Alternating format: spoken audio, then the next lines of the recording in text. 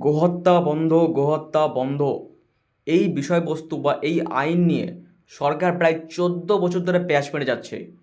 যদি সরকার চায় এই আইনটা একদিনে চালু করতে পারে, কিন্তু করবে না। কারণ আছে, কারণ সরকার এখান থেকে মোটা অঙ্কের ট্যাক্স পেয়ে থাকে এবং সরকার এর জন্য বিভিন্ন রকম কসাইখানাকে লাইসেন্সও দিয়ে রাখে। अरे बाप रे, ये तो धोती खोल रहा है।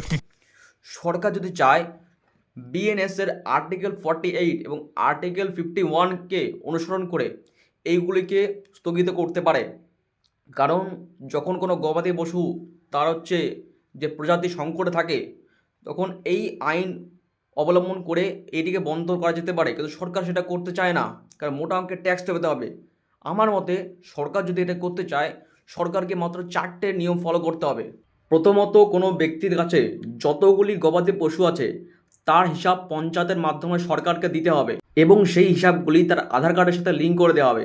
এরপরেও কোনো সদ্যজাত কোনো যদি গবাদি পশু জন্ম নেয়, তাহলে সরকার হইতে তাকে কিছু অনুদান দেওয়া হবে। এর ফলে জনগণ অনুদানের লোভে সেই হিসাব দিতে সরকারকে বাধ্য হবে।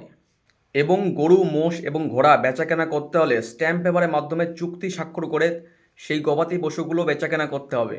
এবং সেই গবাদি পশু যদি মারা যায়, তাহলে সেই হিসাব পঞ্চায়েতকে দিতে হবে এবং পঞ্চায়েত তাকে কিছু ক্ষতিপূরণ দিতে থাকবে। যখন এই সম্পূর্ণ বিষয়টা একটা সিস্টেমে চলে আসবে, তখন পাচার কাণ্ড শেষ।